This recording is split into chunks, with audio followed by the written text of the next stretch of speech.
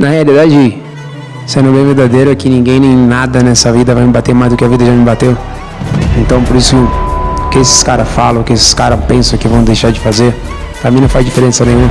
Topuria is a nightmare. Yes, he is. He's a nightmare. Yeah. He's scary. What he did to Josh Emmett, I was like, nasty. Oh, man. He's nasty. What he did to Bryce, Beat your legs it's a real problem. He beats your legs up and then he forces you to make a mistake and he takes advantage. Yes. Every single time.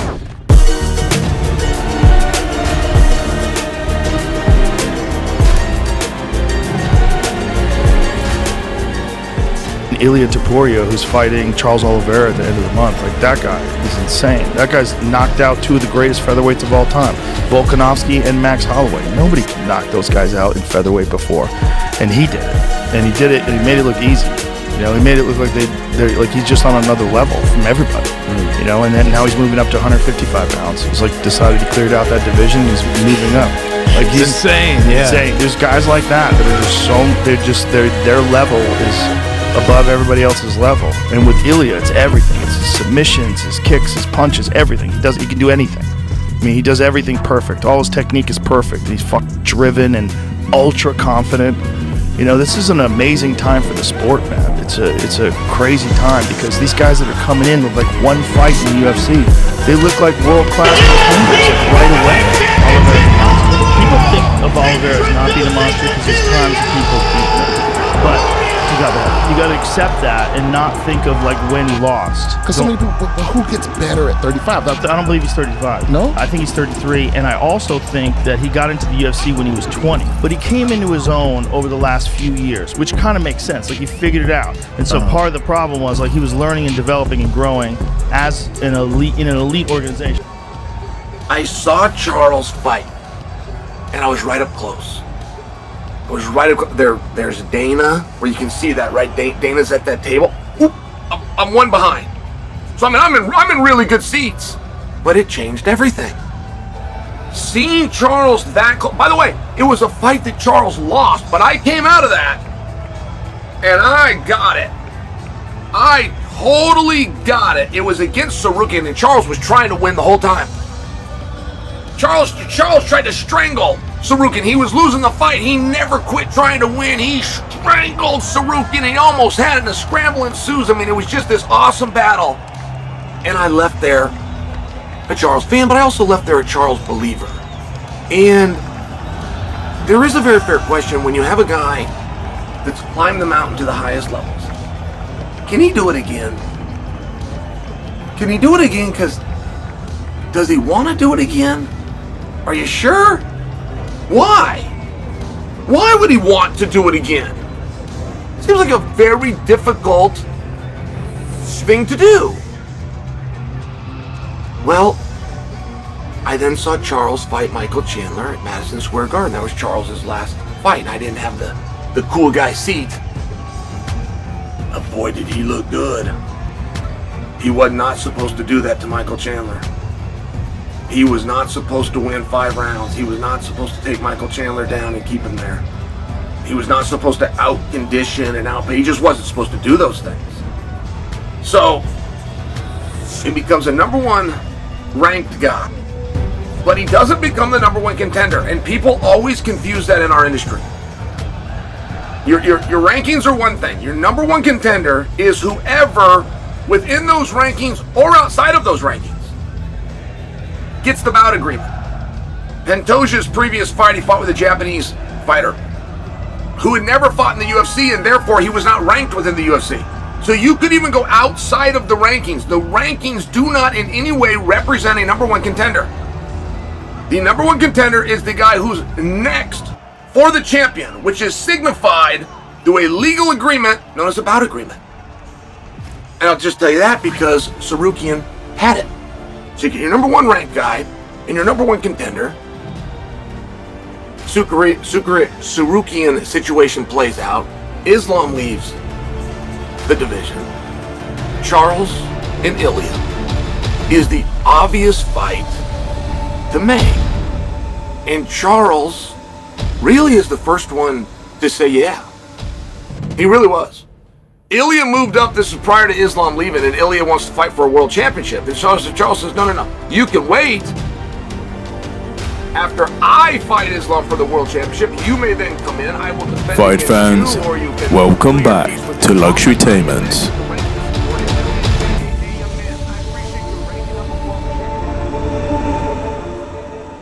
Ladies and gentlemen, boys and girls, this is UFC 317, coming to you straight from the T-Mobile Arena in Las Vegas during International Fight Week. And we're about to witness one of the most anticipated lightweight title fights in years. Charles Oliveira versus Ilia Topuria for the vacant UFC Lightweight Championship.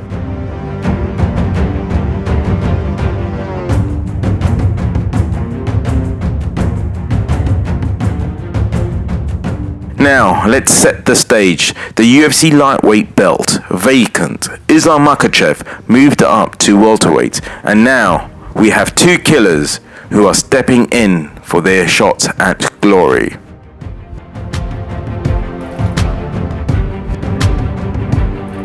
In one corner, we have Charles Oliveira, Brazil's pride, the record holder for the most finishes in UFC history, a former lightweight champion, a man who's been counted out and came back every single time. And in the other corner, we've got Ilia Topuria, the undefeated, unapologetic, unstoppable. He dismantled Alexander Volkanovski and Max Holloway. Now he's gunning for a second belt.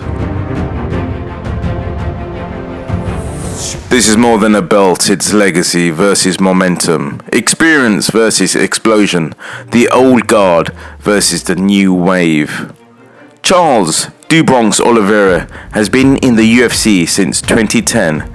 That's 14 years in the most brutal promotion on earth. He's submitted Chandler, knocked out Darish, choked out Poirier, and outlasted Gaethje. A killer's row, and he's beat them all. But there's a catch. Charles has been finished by the next gen, Islam Makhachev, and recently lost a close one to Arman. Charles Oliveira is a fighter who gets dropped, then rises like a phoenix. But against Ilia Topuria, that's a dangerous game. We have El Matador, Ilia Topuria, the Spanish-Georgian striker who's made the featherweight division look like a highlights reel. With a record of 16 wins, 0 losses and 12 finishes, he knocked out Volkanovski in 2 rounds, became the man who finished Max Holloway with strikes, and now he's stepping up to lightweight. No tune-ups, no warm-ups, just straight for the gold.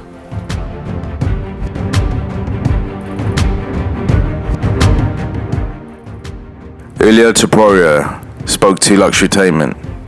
He said he's here to build a dynasty. He believes Oliveira is just another body on his path to GOAT status. Bold? Maybe. But when you've got this kind of power and precision, it might just be true. Now let's break down how these two match up. Charles Oliveira du Bronx. His advantages: elite jiu-jitsu, holds the record for most submissions in UFC history. If the fight hits the mat, he's lethal. Championship experience. Former lightweight champion, has fought and beaten the division's best Chandler, Poirier, Gaethje. Recovery and resilience. Proven ability to recover after being dropped and still wins. Multiple comeback victories. Fight IQ and versatility. Years of experience across all styles and pressure situations. Now let's look at the disadvantages. Questionable durability. Frequently dropped in fights. Poirier, Chandler, Gaethje all had him hurt. Striking defense. His willingness to engage in stand-up wars has backfired against elite strikers. Age and wear. 14 years in the UFC with 46 professional fights. His body has mileage. Inconsistency against new generation.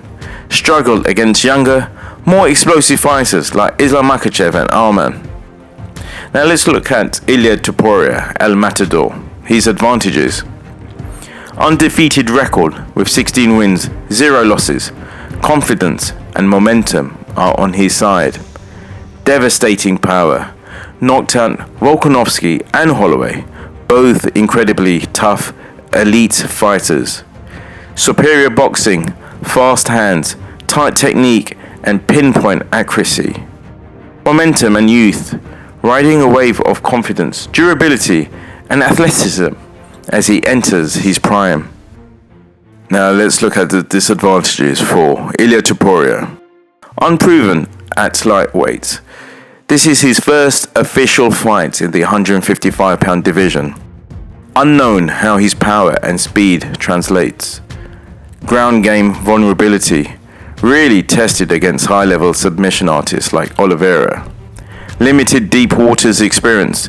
He hasn't had to fight from behind or endure multiple rounds of adversity. High-risk style.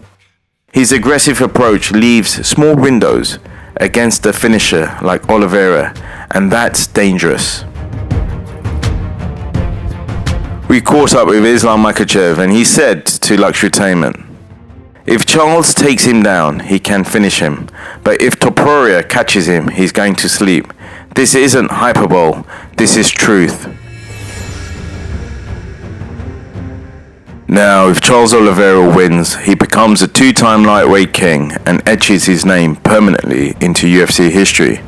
Now, if Topuria wins, he becomes a 2-division champion, only the 10th fighter in UFC history to do so, and the first from Spain or Georgia.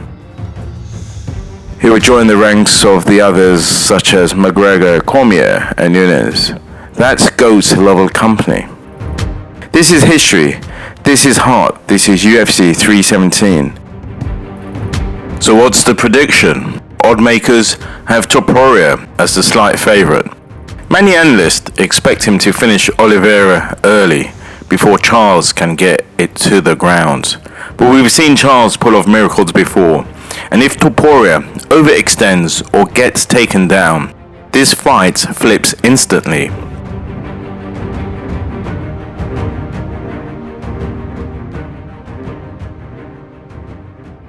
So let's see how Mystic Zac sees this fight play out. So the lights beam down in Vegas. The energy inside T-Mobile Arena is volcanic. 2 warriors step into the octagon. Charles Oliveira in yellow and green, pacing, twitching, fired up.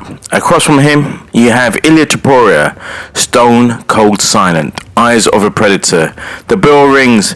Topuria takes center instantly. Oliveira flashes front kicks, keeping distance, testing range. But Topuria, he's already downloading data. Oliveira lands a slick jab cross. Topuria nods, then returns fire with a fast snapping combo. Left hook to the liver, right hand upstairs. Charles absorbs it, but he feels it. Halfway through, Oliveira pulls guard off a clinch, trying to bait Topuria to the ground. But Ilia doesn't bite. He backs away, makes him stand and stalks him again like a panther. 30 seconds left. Topuria rips a right hook to the body.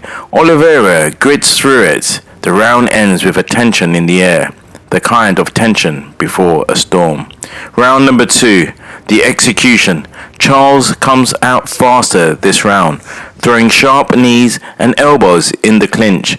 He presses forward, trying to make it messy, but that's what Ilia wants. Topuria slips a wild right hand and counters with a piston-like left hook to the jaw.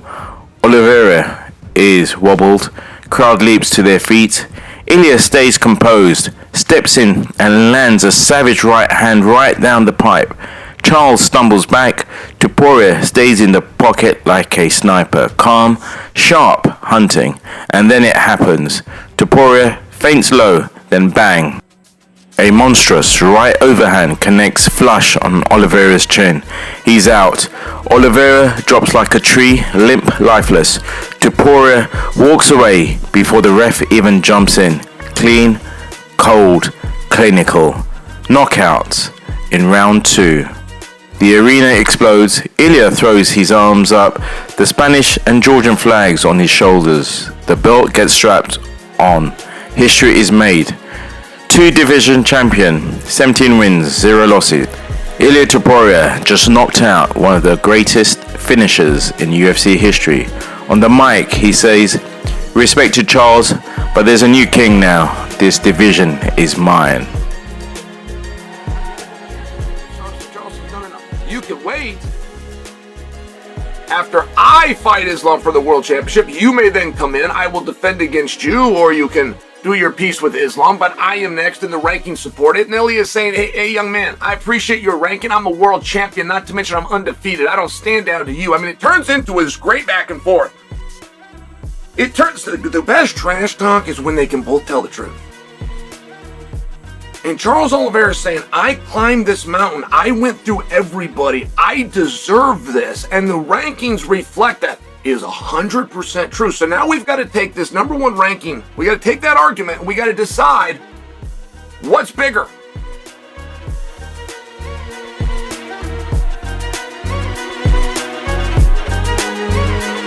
So that was Mystic Zac's prediction.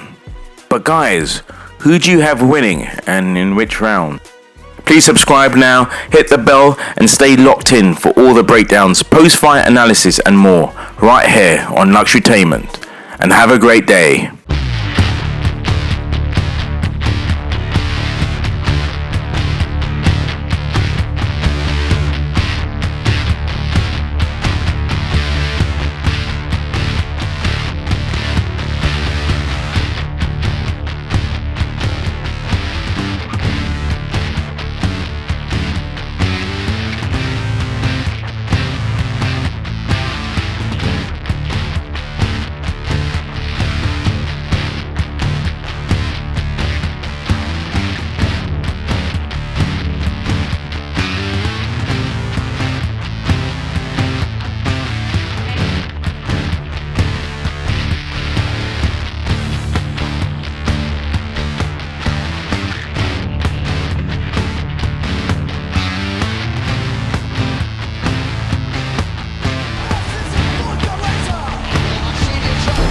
Like to see next when you step into the office? Everybody, I'm coming for everybody, kill everybody!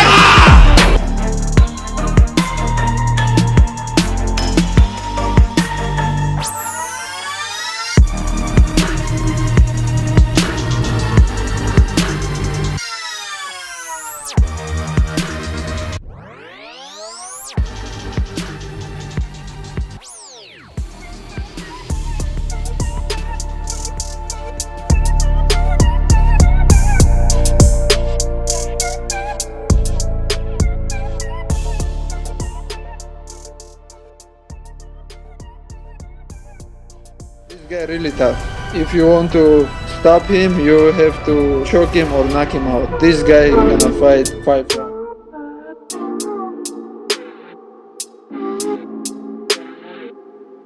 Potential number one contender, Islam Makhachev. That is the fight that needs to happen.